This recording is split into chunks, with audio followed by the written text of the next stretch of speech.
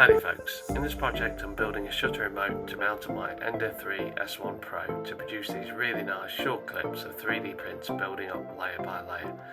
The remote's triggered when a distance sensor knows the print head has moved to the right, effectively out of frame. Be sure to watch the end as there is a really important post-processing step you need to include in Curo to make sure the print head moves after each layer.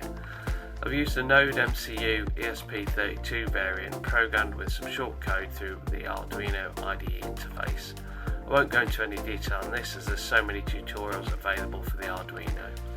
Connected to this is a cheap Bluetooth shutter remote seen here activated through a transistor. See the video description for the code and parts list, and again be sure to watch the end as I've included the wiring diagram. Thanks for watching, please like and subscribe for more useful projects to come. Back to the build.